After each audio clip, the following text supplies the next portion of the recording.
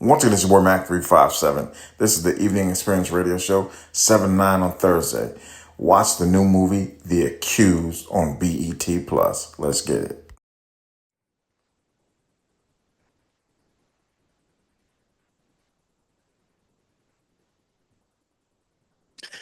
Hey, it's Mac 357 from the Evening Experience Radio Show. I appreciate everybody being here today and taking questions.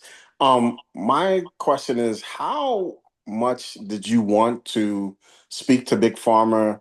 Recently there was a scientist that died in a plane crash, speaking about the dynamic of African Americans being at the center of this process. How much of it did you want us to delve into, because it's, even though it's fictitious in the characters and the placement, but the process is, it's real, and the fact that we're dealing with it today. So how much of it did you want us to really delve into, and was that the purpose in the first place?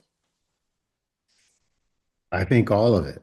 I think, we talk about how today there's a gentleman that was picked up and sent to the wrong country, and he's turned out to Mm, be innocent. He's not even in the gang. So you have this young, black woman who's trying to move her life forward, and she isn't given due process. She's just, oh, here's the evidence. We're just going to take her in anyway. So I think it's all of that. And then having to fight, right? She's got to fight the same way we fight every day for what's right. Um, and I think that's a big part of this story.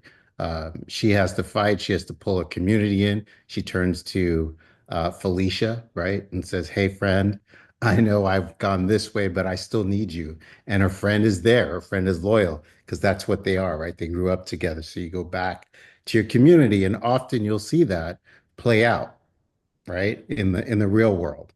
So I think that's a real important part of the story, is to say there are these medical issues. We're losing DEI, and why are we doing that? And people work really hard to be qualified to do the same job that other people are doing, and we should have all these opportunities.